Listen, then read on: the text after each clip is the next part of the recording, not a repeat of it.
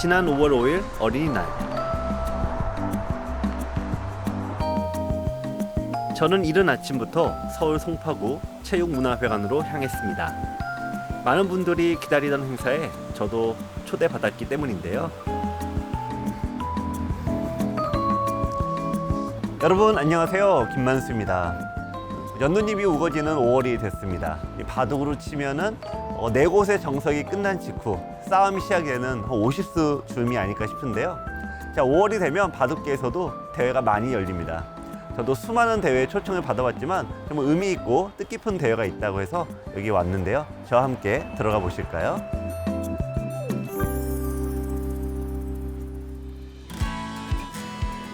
오늘의 행사는 제1회 대한바둑협회장배 전국 장애인 바둑대회입니다.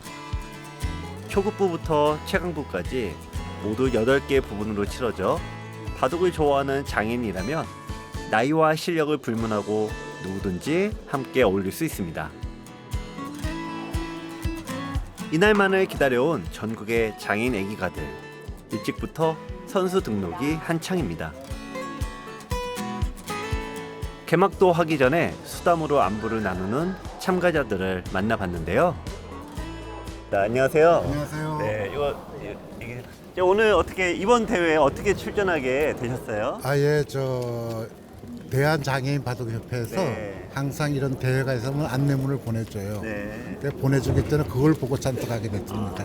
안내문을 보고 참 준비도 많이 하셨을 것 같아요. 그러니까 준비라기보다는 평소 이제 바둑 두는 분들을 늘 두는 분들보다는 네. 또 새롭게 만나서 바둑 자체가 수담이니까 즐거운 마음으로 한번 두고자 나왔습니다. 네. 바둑은 못 듣는데 바둑을 엄청 사랑해요.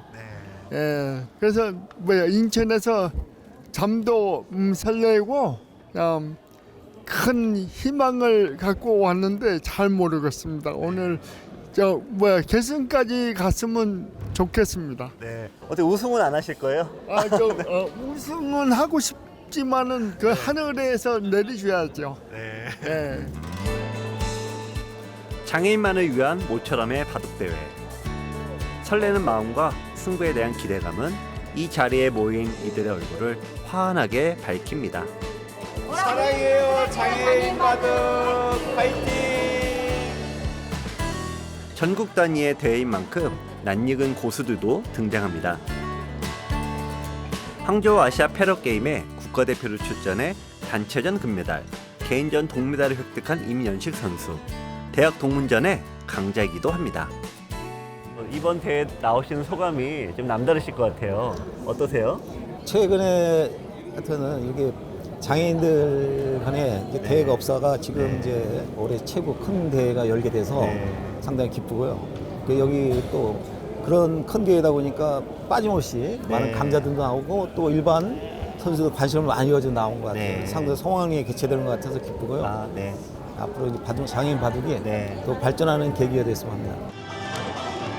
개막전에 앞서 장내의 흥겨운 음악이 들려옵니다. 이른 아침부터 열정적인 라이브 공연으로 이 대회를 축하해준 가수 현숙 씨입니다. 그야말로 축제 분위기가 물씬합니다.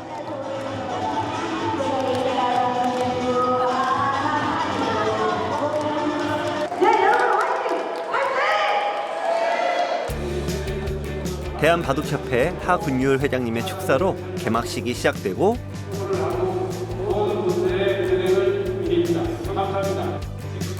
개막 선언과 함께 대회 막이 오릅니다.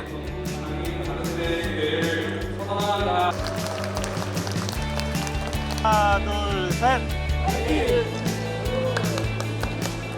회장님 안녕하세요. 네, 이 대회를 준비하시면서 많은 도움을 주셨다고 들었습니다. 많은 분들이 협조를 해주셨습니다. 네. 특히 재정적으로 후원을 많이 해주신 한국견 정태순 이사장님, 이 자리를 빌어서 감사하다는 말씀을 드립니다. 바둑을 뜨면 근심 걱정을 모두 다 내려놓고 바둑에 집중할 수 있는 그 모습을 보고 싶습니다. 앞으로도 본대회를 비롯한 미추홀 장애인 바둑대회가 있습니다. 거기도 저희 대한바둑협회가 후원을 할 계획이고요.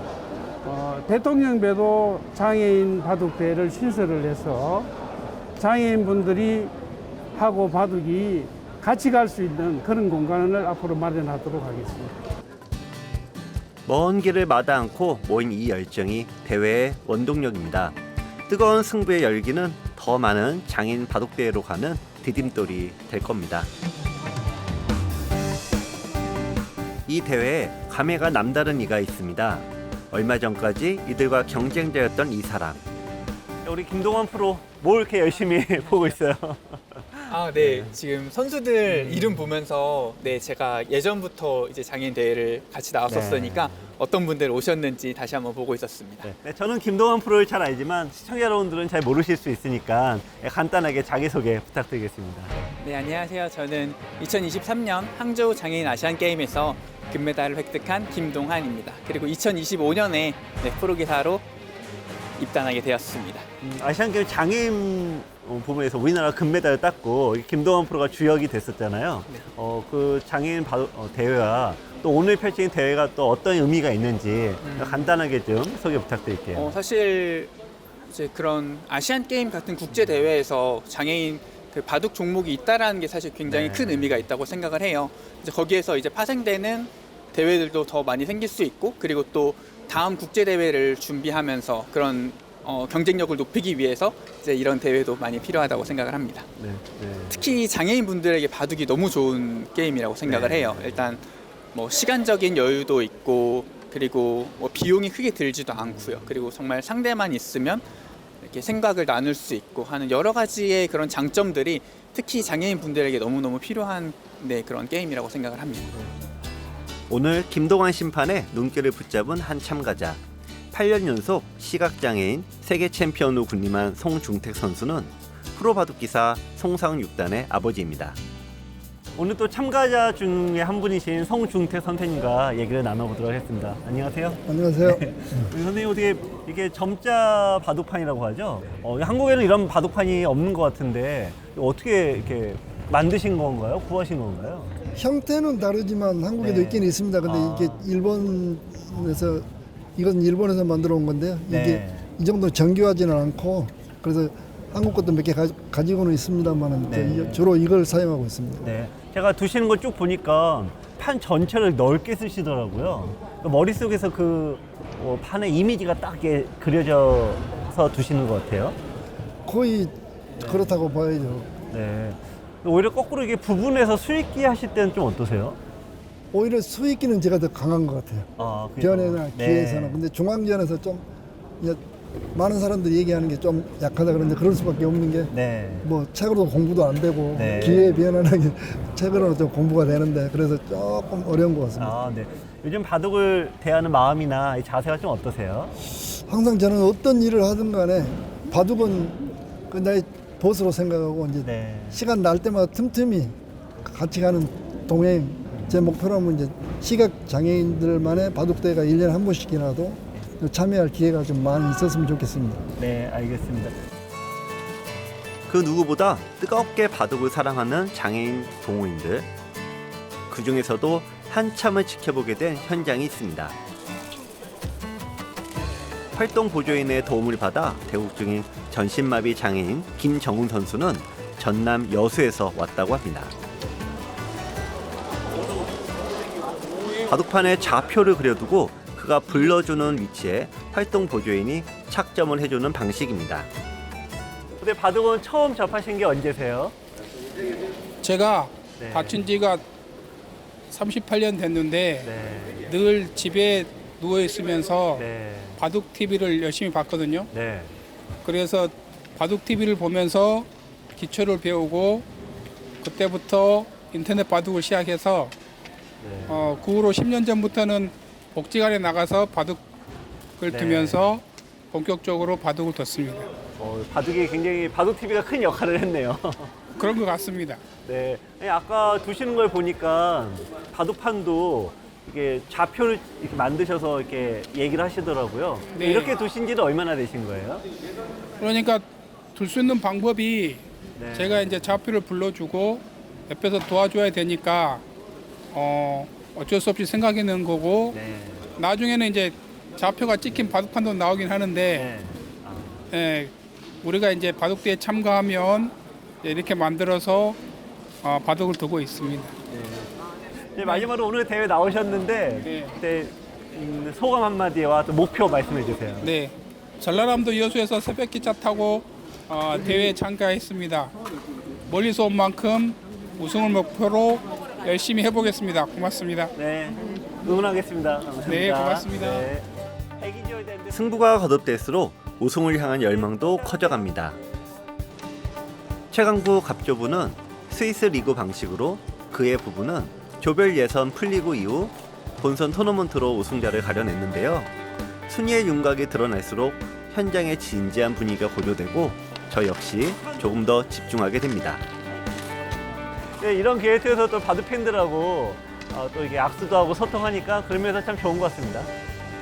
대회를 나오기 위해서 보통 한 달 이상 준비를 하시더라고요. 근데 그러고 딱 첫 판에 져서 탈락을 하면은 그 아쉬움 때문에 다들 마음이 좀 편하지는 않으신 것 같아요.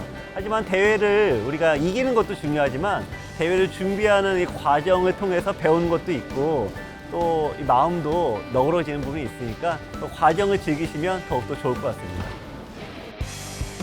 우승과 멀어졌다고 실망할 필요 없습니다. 현장을 찾은 프로기사들과의 지도 단면기로 오늘의 보람을 충분히 느낄 수 있을 겁니다. 덕분에 다음 대회에선 더 좋은 성적을 얻을지도 모르지요. 같은 시각 여성부에선 결승을 향한 마지막 승부 4강전이 펼쳐지고 있습니다. 결승에 진출한 선수는 누구일까요? 드디어 여성부 결승에 오른 영광의 주인공들이 공개됩니다.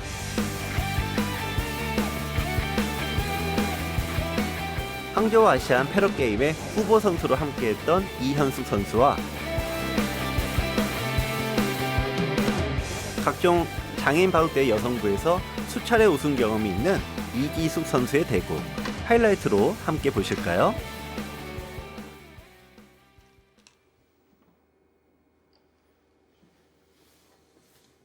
네, 6점 젖바둑입니다. 6점 젖바둑은 두는 쪽도 막막하고 흙 잡으신 분은 또 겁나기도 할 텐데요. 사실은 이 바둑판에 있는 점이 가장 좋은 위치가 되어 있습니다. 그래서 그 배석의 힘을 믿고 호선 바둑이다 생각하고 두시면은 사실은 크게 차이가 나지는 않습니다. 원래 젖바둑에서는 백은 3-3에 들어가는 것은 정말 예전에는 정말 금기시 여기는 그 방법 중에 하나였는데요. 특히 젖바둑은 특히나 그렇습니다. 근데 최근에는 이제 3-3 정석의 영향으로 젖바둑에서도 이렇게 귀로 들어가는 경우가 은근히 많습니다. 또 주변에 6점 젖바둑 이렇게 두신 분들 얘기 들어보면은 결국은 이 수익기에서 차이가 나다 보니까 어떻게 둬도 이길 싸움은 이기고 질 싸움은 진다 이렇게 얘기를 많이 하긴 하시더라고요. 근데 어쨌든 젖바둑에서는 백이 3-3에 들어가는 것은 승률이 좋은 방법은 아니고 흙이 좀 더 두기 편합니다. 자, 흙을 잡은 이현숙님과 백을 잡은 이지숙님은 3급과 9급의 기력을 갖고 있습니다. 전국 장애인 바둑대회는 오랫동안 이 개인의 승수를 기록을 한다고 합니다. 그래서 성적이 누적이 되니까 치수제로 진행을 해도 서로 만족하면서 대회 치른다고 얘기를 하시더라고요. 자, 이번에도 또 붙임을 통해서 귀를 차지했습니다. 일단 바둑은 넓은 쪽을 선택한다라고 하잖아요. 지금 보시면은 흙의 입장에서는 변 쪽이 넓으니까 일단은 뭐 길이적으로 올바른 선택을 한 거고요. 지금 이제 백은 귀를 차지했습니다. 일단 이론상으로는 흙이 나쁠 리가 없는데요. 하지만 실제 바둑판에서는 오히려 흙을 잡으신 분들이 굉장히 좀 어려워하시는 경우가 굉장히 많죠. 왜냐면은 분명 흙이 좋은 건 맞는데 이 백이 뭔가 이제 이런 식으로 들어오게 될 텐데요. 이 돌을 프로들 바둑이나 고수들은 공격을 그렇게 잘하던데 내가 두면은 상대가 너무 잘 살아서 참 어렵다는 말씀은 참 많이들 하세요. 자, 그런 부분이 이 젖바둑에서는 흙을 잡으신 분들이 어려움이 많은 것 같습니다. 자, 어쨌든 여기까지는 뭐 잘 두셨고요. 여러분들이 젖바둑에서 특히 궁금해하시는 질문이 하나가 있습니다. 젖바둑을 둘 때 우리가 깔고 두잖아요. 한 점의 가치가 몇 집 정도 되느냐, 이런 질문을 은근히들 많이 하시는데, 예전에 프로 사부님들은 이제 10집 정도다 그랬는데 제 개인적으로 한 15집 정도라고 생각을 했어요. 근데 AI가 등장 이후로 수치가 딱 나오지 않습니까? 그래서 대략 10석집 정도, 한 점의 가치가 10석집 정도다라고 AI는 판단을 하고 있더라고요. 대략 여러분들은 한 15집 정도 보시면 무난할 것 같습니다. 자, 여기서 이제 보통 젖바둑에서 흙을 잡으신 분들이 여기서부터 이제 머리가 지근지근 아파옵니다. 무슨 얘기냐면은 내 돌이 약한 돌이 생겼잖아요. 네, 그래서 약한 돌이 생겼을 때가 여기서부터가 흙을 잡으신 분들은 이제 고민이 시작되는 시점이 되겠습니다. 백이 뛰어 나갔고요. 자, 여러분들께서 보실 때 이 돌을 이제 공격을 해야 되는데 지금 다가가는 것은 말 그대로 이제 나쁜 수라고 보기는 어려운데요. 프로들은 이렇게 바로 가진 않고 하나 떨어뜨려서 갑니다. 왜냐하면 돌이 하나가 있을 때 두 칸을 벌리잖아요. 그래서 그 자리가 나의 급소이기도 해서 고수일수록 날일자로 걸침을 하고요. 지금 눈목자는 그냥 여러분들이 흔히 쓰는 그런 방법이 되겠습니다. 여러분들 뭐 운동 좋아하시는 분들 보면은 이제 꼭 보면 어느 정도 치시면 이 장비라는 것도 아마추어용 장비가 있고 프로용 장비가 꼭 다르지 않습니까? 바둑도 비슷해요. 돌은 뭐 똑같습니다만 프로용 수법이 있고 또 아마추어용 수법이 있는데요. 큰 차이가 아닙니다만 좀 날일자로 두는 것과 눈목자로 두는 것은 좀 그런 미세한 차이가 있다라고 보시면 되겠습니다. 자, 이제 101점을 공격하려고 하는데, 자, 이 부친수도 역시 지금 흙 잡은 이현숙 님이 이제 9급이라고 하는데 실제로는 9급보다는 훨씬 강하긴 하세요. 하지만 이 A의 돌을 공격하려고 할 때 프로들은 돌을 하나 떨어뜨려서 공격 가고요. 여러분들은 빨리 잡고 싶은 마음이 간절하니까 이 돌이 붙어서 둡니다. 바로 이런 게 고수와 또 이 저급자 분들의 사소한 차이인데, 이 사소한 차이가 점점 벌어지거든요. 끝은 전혀 결과 딴판으로 바뀌게 되겠죠. 그래서 여러분들께서 일단은 별거 아니니까 내가 두고 싶은 자리에서 하나 떨어뜨리는 것이 이게 좀 더 프로들이 쓰는 수법이구나, 이렇게만 기억해 놓으셔도 아마 큰 도움이 되실 겁니다. 자, 지금도 이제 어떻게 보면 이제 부작용이 생긴 거죠. 내가 원래 요도를 잡고 싶어서 막 붙이고 끊었는데 이게 내 맘 같지 않죠. 그래서 거꾸로 이제 내가 요돌이 이제 좀 위험해졌습니다. 많은 분들이 특히 흙 잡으신 분들이 막 어떻게 둬야 될지 모르니까 이 백을 좀 잡고 싶은 마음이 간절하죠. 그래서 이런 식으로 많이 두세요. 그러다 보면은 이제 나의 돌이 잡히는 경우가 많이 있습니다. 네, 그럴 때 당황들을 하세요. 원래 돌 하나 죽고 사는 거는 사실 별거 아닌데 이 흔히 하수의 심리는 돌이 잡히면은 당황하다 보니까 얘가 눈덩이처럼 불어나게 됩니다. 자, 지금도 비슷한 건데요. 바로 끄는 수가 그런 유형의 수가 되겠죠. 원래 그냥 막아야 되는데요. 막고 흙도 이렇게 연결하면은 흙이 나쁜 바둑이 아닌데, 일단 9급, 7급과 9급 때까지는 바둑을 두는 목적이 잡는 수가 됩니다. 잡는 게 목적이 되다 보니까 저렇게 상대를 끊으러 가게 되는데, 내가 바라는 결과와는 달리 내 돌이 도로 잡히는 것은 흙을 잡은 사람의 숙명이라고 볼 수가 있습니다. 자, 지금도 석점이 잡혔죠? 자, 단수치고, 자, 이렇게 막아서 일단 피해를 최소화시키긴 했습니다. 바둑을 두시다 보면은 우리가 왜 졌냐라고 질문을 하잖아요. 답변하시는 분들이 대부분 욕심부리다 졌다, 이 얘기를 많이 하세요. 특히 7급 요 레벨에 지금 흙을 잡은 우리 이현숙님 정도 레벨에서 특히 그런 대답을 참 많이 하시는데, 무슨 욕심을 냈냐라고 하면은 보통 상대도를 잡고 싶어하는 욕심을 냈다라고 해요. 근데 정작 또 잡을 기회가 오면 잡질 않습니다. 보시면은 백이 끊었잖아요. 지금 기력이 되신 분들은 알겠지만 요돌이 다시 또 나올 수가 있게 되죠. 그래서 지금은 정확하게 돌을 잡아놔야 되는데 잡을 수 있을 때는 안 잡고 또 잡을 수 없는 돌은 잡으려고 하고 이런 부분이 흙잡은 특히 젖바둑에서 흙 잡으신 분들은 거꾸로 하는 청개구리식 바둑이 되겠습니다. 근데 많은 분들에게 이런 걸 말씀을 드리면은 나는 그렇게 할 생각이 전혀 없었다라고 하는데요. 하지만 실제 바둑수로만 보면은 그렇습니다. 자, 여기 보세요. 지금 백이 밀고 나갔죠?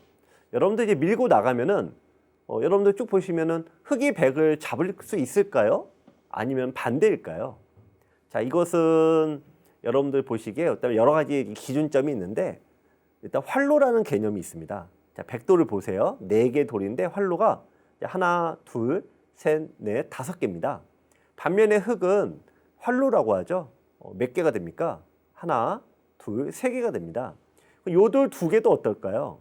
하나, 둘, 셋, 4개가 되니까 활로가 많은 쪽이 강한 돌이고 활로가 부족한 쪽은 약한 돌이 되겠죠. 자, 따라서 백이 이렇게 밀어왔습니다.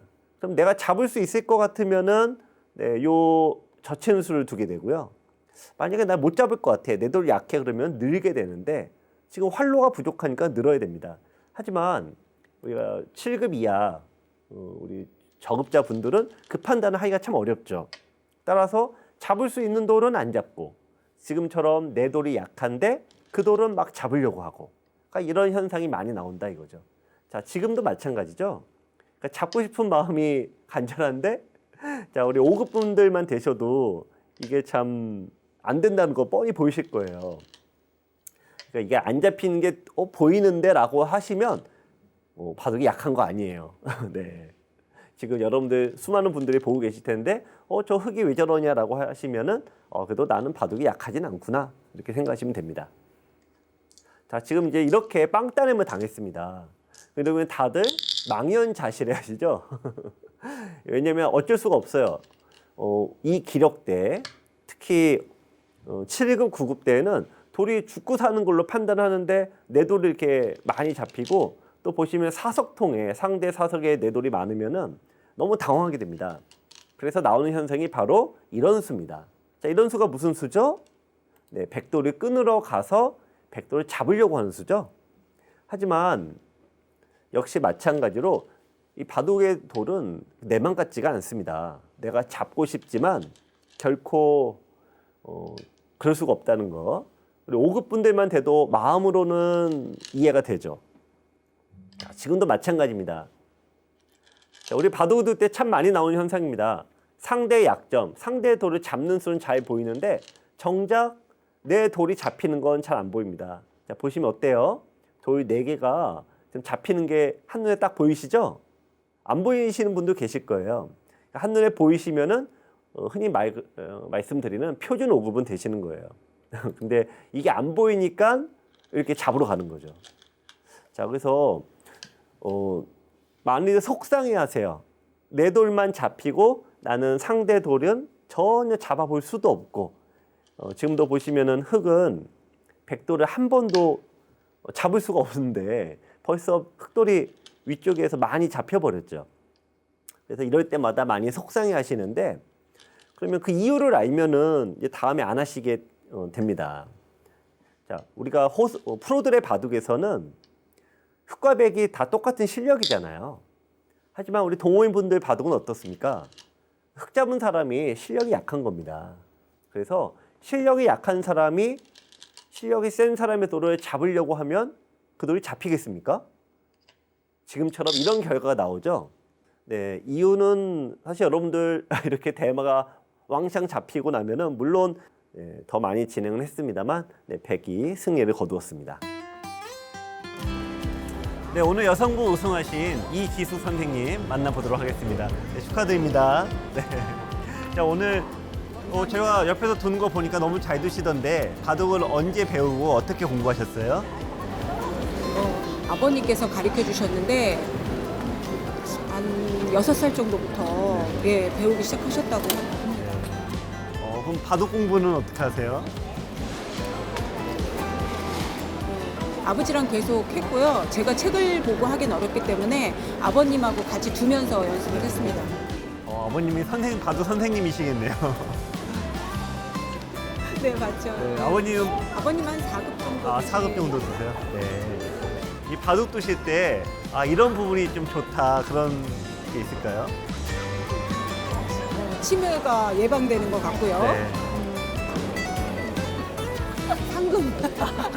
상금이 아닐까. 상금이 아닐까. 그거 말고 바둑 둬서 뭐 마음적으로 좋은 거. 네. 바둑을 잊지 못하는 아버지가 가르쳐 주신 그런 추억들, 그런 것들이 이제 좀 남아있어서 바둑을 보면은 옛날 생각이 많이 나고 그러기 때문에 대회에 참가를 많이 하고 있습니다. 네. 앞으로도 계속 두실 거죠? 그럼요, 계속 해야죠. 네. 바둑이 추억을 불러오듯이 승부의 꽃은 복기로 완성됩니다. 오늘 이 시간도 아름다운 추억이 될 겁니다.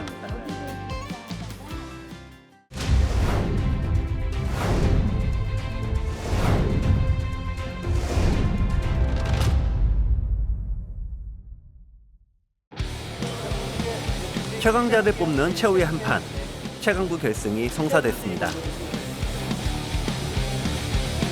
2024년 대통령배 전국 바둑대회 장애인 부분에서 우승을 차지했던 서영남 선수와 오늘 대회 최강구의 다크호스 최준기 선수가 그 주인공입니다. 대회 대미를 장식할 오늘 최강자는 과연 누구일까요? 결정적 승부처로 함께 가보시죠. 네, 지금 아래쪽에서 초반부터 아주 치열한 전투가 펼쳐졌습니다.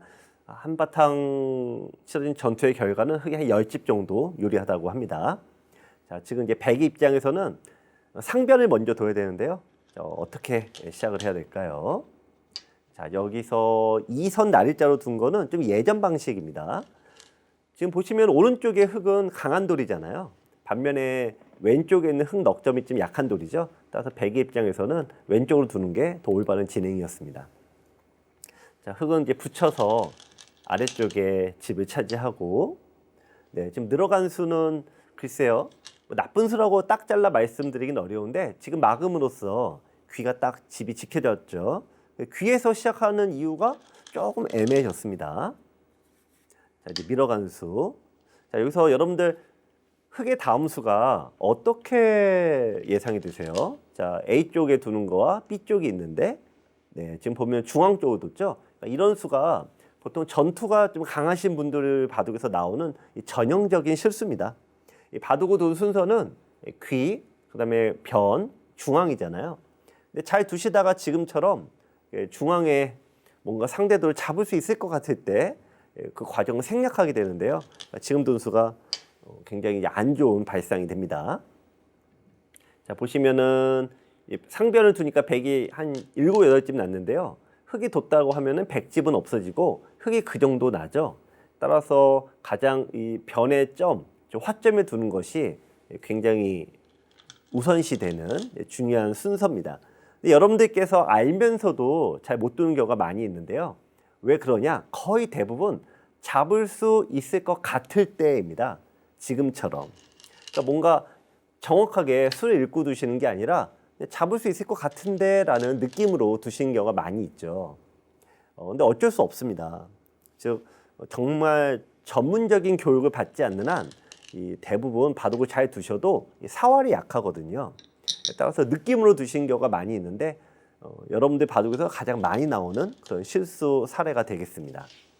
지금도 백이 보시면은 아래쪽에 있기만 하더라도 살아있는 모양이니까 흑이 지금 2번 둔 거는 어떻게 보면 공배가 됐죠. 여러분들 바둑을 얘기를 듣다 보면은 처음에는 안 그러려고 했다고, 내가 잡으려고 한 게 아니라고 막 이렇게 얘기를 하세요. 근데 바둑에 두는 결과만 보면 결국 잡으러 가고 계시거든요. 그러니까 왜 그러세요라고 보면은 어쩔 수 없는 게 지금처럼 변에 두면 집이 생기는데 중앙에 돌을 두지 않았습니까? 그럼 중앙의 돌에서는 지금처럼 어쨌든 좋던 나쁘던 돌을 잡아야지만 이득이 생깁니다. 따라서 1급이든 9급이든 이건 어쩔 수 없이 중앙의 돌을 잡으러 갈 수밖에 없다라는 거죠. 하지만 아까 여성부 결승전 바둑도 보셨잖아요. 돌을 잡으러 간다고 하는 것은 그만큼 위험하기도 하고 성공률이 떨어집니다. 자, 그래서 고수가 되면 될수록 중앙에서 싸우는 이 시기가 훨씬 늦어진다는 거 이것도 하나 기억해 놓으시면 좋을 것 같습니다. 자, 지금 이제 보시면 요 석점을 잡긴 잡았지 않냐 이렇게 얘기하실 수 있는데요. 돌 3개를 잡았지만 집으로 따지면 몇 집이나 될까요? 돌 하나는 2집이라고 합니다. 돌 3개 잡아도 6집이라고 하는데 6집은 크냐 작냐 판단이 애매하시죠. 몇 집이나 될까요? 어느 정도 가치가 될까요? 6집을 우리가 실생활에서 좀 비유를 하자면은 6집은 대략 6,000원 정도 보시면 됩니다. 6,000원. 요즘 6,000원이면 밥 한 끼 먹기 쉽지 않습니다, 여러분들. 굉장히 작은 거다 이거죠. 그래서 지금 10집 정도가 10,000원 정도 생각하시면 돼요. 10,000원도 어떻게 보면 초반에는 큰 게 아니거든요. 그래서 중앙의 돌은 잡아도 이게 굉장히 작다. 이렇게 비유건데 이렇게 생각하시면 될 것 같고요. 자, 흙이 빠져나갔습니다. 자, 이분들이 이 두 분이 굉장히 강한 분들이에요. 그러니까 동네 3급에서는 좀 세신 분들 바둑입니다. 그러니까 이런 3급 분들 혹은 더 나아가 1급에 가까우신 분들은 장점과 단점이 굉장히 명확합니다. 장점은 이 수읽기, 돌이 붙었을 때 뭔가 수읽기하는 그 능력은 탁월합니다. 근데 하지만 싸움을 잘하다 보니까 너무 빨리 싸우려고 하는 단점이 명확해요. 아까 흙이 범했던 요런 수도 이제 그런 유형의 실수고요. 지금 아까 보시면은 백이 한 점을 좀 빵 때리면 했는데 그러니까 요런 수도 마찬가지입니다. 그러니까 돌을 잡거나 혹은 뭐 맥점을 쓰거나 공격하거나 이런 등등은 장점이 있으신데 하지만 그 수가 몇 집짜리냐 이렇게 계산을 하시는 건 좀 약하다 보니까 흙과 백이 서로 똑같은 실수를 저지르고 있습니다. 하지만 지금 2선부터 들어간 이런 수들은 이제 굉장히 고수의 수법이 되겠죠. 자, 이렇게 밀어가면서 어쨌든 전투가 시작이 됐습니다. 자, 2점머리는 두둑이라라고 하죠. 석점머리도 어떨까요? 석점머리도 두들겨라가 답이 됩니다. 자, 그래서 먼저 두들겨서 일단 백은 흔히 기선을 제압한다라고 하죠. 자, 여러분들 여기서 흙이 A로 끊어서 싸움을 할 수 있을까요? 아니면 B로 도망을 쳐야 될까요? 자, 여기서 이제 항상 여러 가지 기준이 있지만 아까 여성부 결승전 때 말씀드렸죠. 일단 활로가 중요하다. 흙의 활로가 하나, 둘, 셋, 네 개고 백이 하나, 둘, 셋, 넷, 다섯이니까 일단 끊는 수는 일단 부분적으로는 잘못입니다. 자, 근데 끊었어요. 자, 끊는 수는 기본적으로 잘못이다. 하지만 또 1급을 넘어서서 프로의 경지로 보면은 끊는 수는 또 잘 뒀다라고 얘기할 수 있습니다. 알쏭달쏭 하시죠? 여러분들 프로들의 바둑을 보면은 이 프로들이 제일 많이 쓰는 이제 작전이라고 합니다. 즉 작전이란 일부러 두는 거잖아요. 그 흙이 일부러 자기 돌을 좀 버리는 거죠. 그래서 이걸 이용해서 자기가 이득을 보는 것, 이거를 사석 작전이라고 합니다. 즉 사석, 돌을 버려서 얻는 이득 작전 뭐 이런 뜻입니다. 그래서 이걸 의도적으로 했다면은 굉장히 잘하신 거고, 네, 잡으려고 했다가 이게 얼떨결에 했다라고 하면은 실은 잘 되는 건데 자기가 잘 됐다는 걸 모르니까 어떻게 하겠습니까? 상대 돌을 잡으러 가게 되겠죠. 자, 그렇다면 여기서요, 내가 의도적인 사석 작전이다라고 하면은 흙은 다음 수가 이어서 모양 정리가 되는 겁니다. 근데 내가 의도적이지 않았어라고 하면은 뭔가 잡으러 가겠죠. 네, 그래서 이 다음 수는 지금 이었으면은 매우 좋은 거고, 일단 약점이 남았으니까 약간은 좀 손해다 이렇게 볼 수가 있습니다. 자, 붙였습니다. 자, 돌이 나의 돌 하나와 상대 돌이 저렇게 나란히 되는 걸 붙임이라고 하죠. 자, 붙이면 젖혀라라고 합니다. 자, 하지만 젖힌 수도 있고 넣은 수도 있는데요. 자, 젖혔습니다. 자, 그러면 상대가 젖히면 여러분들은 끊습니까? 아니면 넣습니까? 끊는 수는 뭐죠? 네, 이 자리를 A에 두는 게 끊는 수고 넣는 수는 B가 되는데, 자, 일단은 고수들의 바둑이죠. 즉 붙이면 젖히고 상대가 젖히면 끊는다까지가 일종의 수법, 흔히 해설자들이 얘기하는 맥점이라고 하고요. 또 1급이 되신 분들은 이렇게 맥점 구사가 잘 됩니다. 자, 지금 나가고 자, 여기서 한 가지 흔히 책에 나오는 그런 급수는 바로 내려서기입니다. 그러면 축으로 잡는 수와 뚫고 나가서 잡는 게 맞보기가 됩니다. 자, 시점에서 그냥 나갔고요. 자, 하지만 이 수도 나쁘진 않습니다.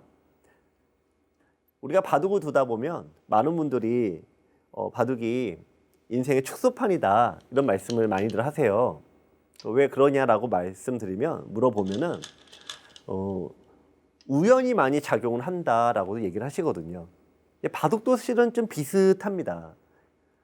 지금 흙이 잘 든 수는 아닌데 정말 우연하게도 이 자리에 흙이 딱 오게 되면서 다시 한 점을 잡는 그런 맥점 구사가 됐죠.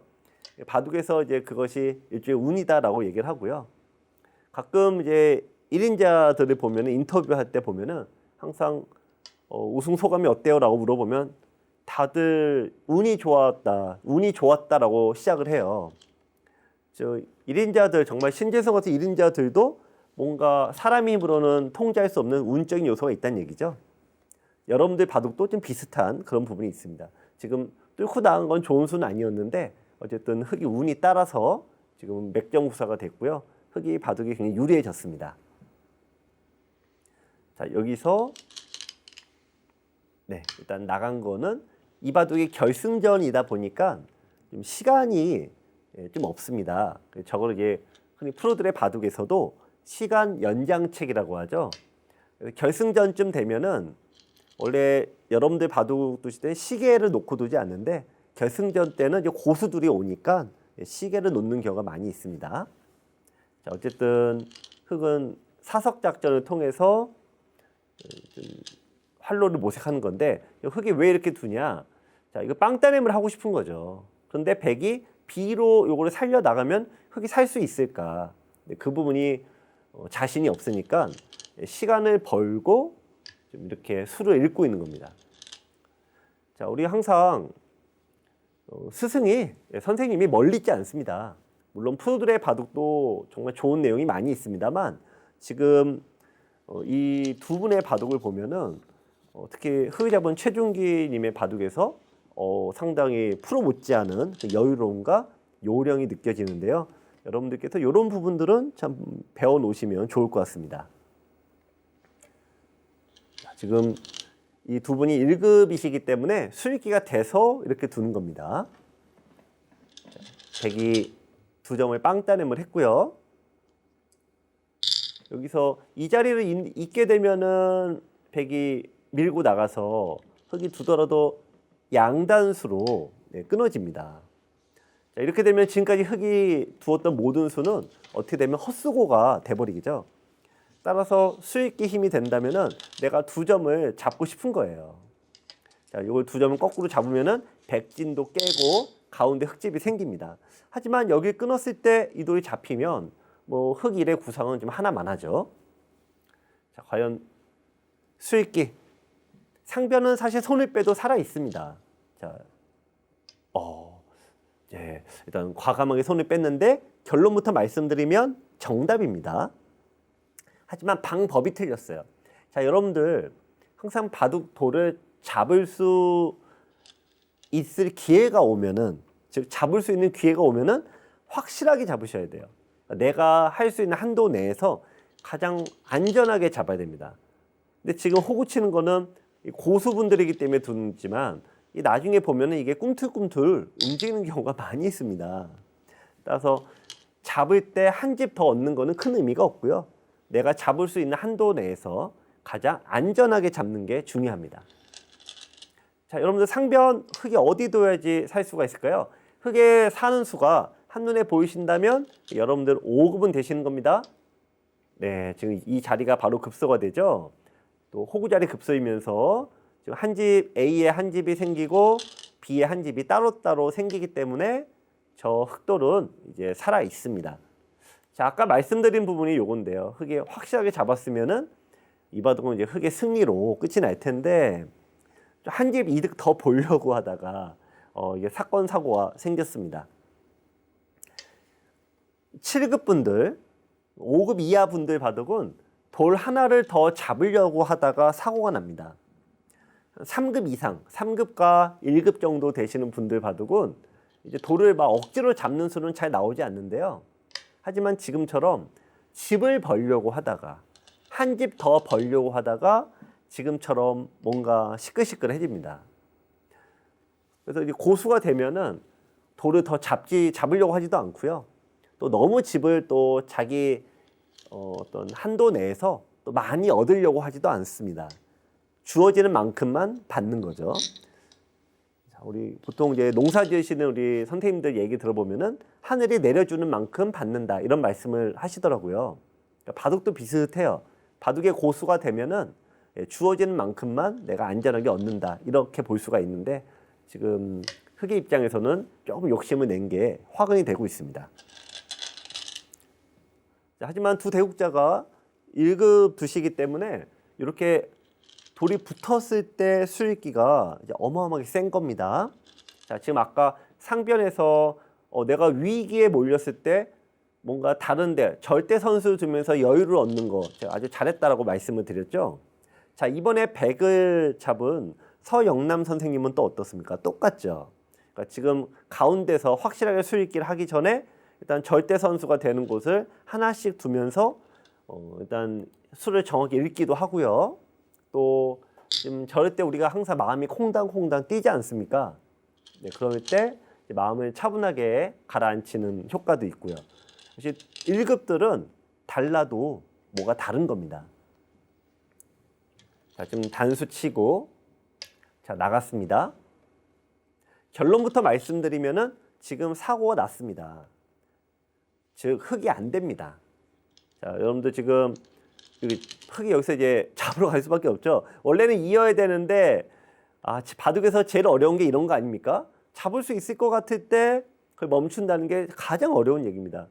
자, 하지만 끊고 이거 단수가 되죠. 이어야 됩니다. 요거 하나 치봤고요. 끊어야 되죠. 자, 단수. 자, 여기서 여러분들 잠깐 한 3초만 한번 보시겠어요? 자, 요돌 3개를 잡으면 모든 게 상황 종료입니다. 백은 어떠한 묘수가 있을까요? 네. 자, 3초. 자, 먹여치기 하고 그리고 따내게 되죠? 따냈을 때 이게 사라지지만 뒤로 메우게 되면은 흑이 이쪽을 있더라도 백이 단수치니까 요 먹여치기로 결국에는 백이 잡을 수 있게 됩니다. 자, 여러분들 자, 수익기가 되셨으면 어마어마한 고수인데 이 두 분이 아마 평상시라면은 못 보실 리는 없을 것 같아요. 1급 분들이니까. 하지만 시합이라는 것과 또 시간도 없고요. 또 결승전이라는 이 긴박한 장면에서 저런 수익을 완벽하게 하기란 정말 만만치가 않습니다. 이거는 뭐 여러분들이 아니라 프로들도 꼭 실수가 나오는 게 바로 요 지점이거든요.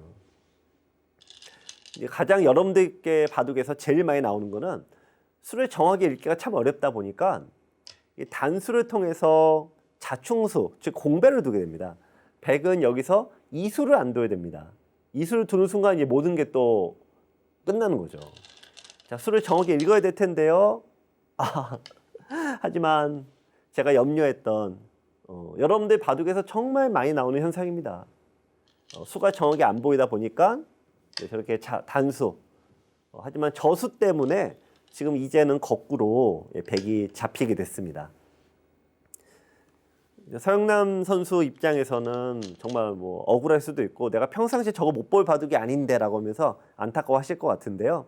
하지만 큰 승부에 명국 없다. 큰 승부에 볼 거 없다. 뭐 이런 얘기가 있잖아요. 그만큼 그 얘기는 큰 승부일수록 착각으로 승부가 결정나는 경우가 많다는 뜻인데 역시 이 바둑도 결승전이다 보니까 막판 착각으로 승부가 결정되고 말았습니다.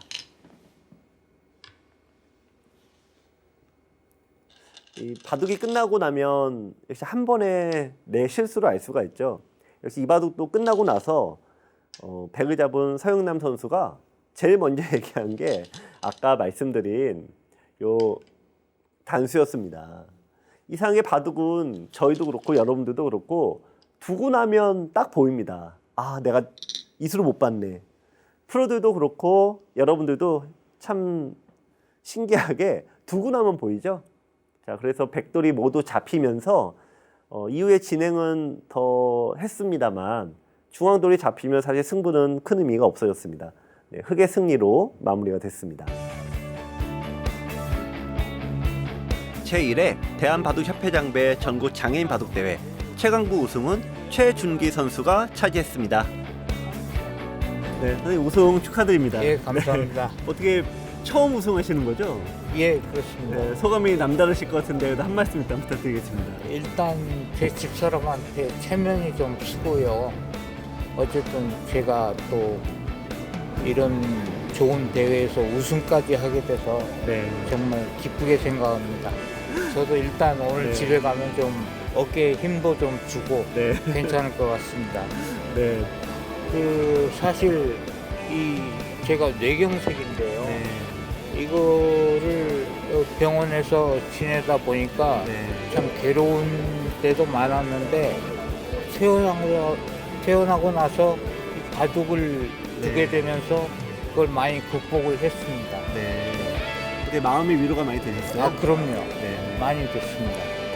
뭐 힘들고 어려울 때 바둑에 집중을 하다 보면 그걸 다 잊고 정말 아주 좋은 마음으로 다시 생활을 할 수 있게 된다는 거, 그게 아주 좋은 것 같습니다. 네. 바둑이 친구이면서 또 어떤 위로의 대상도 아, 그렇죠. 되셨나보네요. 예. 네. 하여튼 오늘 축하드리고요. 예, 감사합니다. 앞으로도 열심히 또 하시기 바랍니다. 예, 감사합니다. 네. 영광스러운 시상식이 시작됐습니다. 트로피와 상장은 물론 각 부분 8일기까지 상금이 수여돼 기쁨은 더 널리 나눴습니다. 상금도 좋지만 추억과 자부심이 더 컸을 겁니다. 이 대회를 개최해 주신 회장님과 얘기 나눠보도록 하겠습니다. 회장님, 저도 오늘 하루 종일 있어 보니까 너무 규모도 크고 상당히 큰 대회로 발전이 됐더라고요. 감회가 남다르실 것 같은데 소감 한 말씀 부탁드릴게요. 저는 이렇게 네. 다른 대회도 우리가 많이 했지만 이번 대회는 대한바둑협회에서 이렇게 지원해 네. 주셔가지고 대회가 유난히 더 클 수 있었고 또 선수들이 동참하는 비율이 높았고 네. 상금도 최고였고 네. 또 지방에서 오는 선수들에 대한 지원도 네. 최대로 했고 그래서 좀 흐뭇했어요.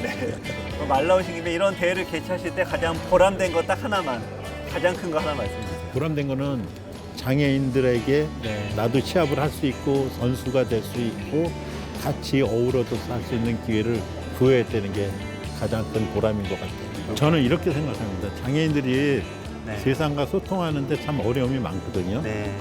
어려움도 많고 그런 중에 저는 바둑이 정말 큰 역할을 할 수 있다. 네. 왜냐하면 장애 비장애를 가리지 않고 바둑을 둘 수 있고 네. 남녀노소를 가리지 않고 바둑을 둘 수 있어서 네. 그것이 하나의 사회 활동이 되고 네. 또 사람과 서로 연계하는 계기가 되고 또 삶의 활력소가 되고 그러다 보면 장애로서의 장애를 극복할 수 있는 네. 그런 좋은 점이 많다고 생각해서 네. 앞으로 이 장애인 바둑을 더 좀 국가가 네. 활성화시켜서 장애인들이 이 세상을 좀 살아가는데 밝은 빛이 되게 네. 할 수 있다면 너무 감사하다는 생각이 네. 듭니다. 바둑에 몰두하며 마음만은 훨훨 날아올랐던 하루. 이들에게 바둑은 어떤 의미일까요? 뭐 바둑을 한판의 인생이라고 늘 그렇게들 말을 하는데 욕심 부리면 늘 망하고 마음을 비우면 때론 또 성공할 때도 있고 그런 게 바둑 아닐까 싶습니다.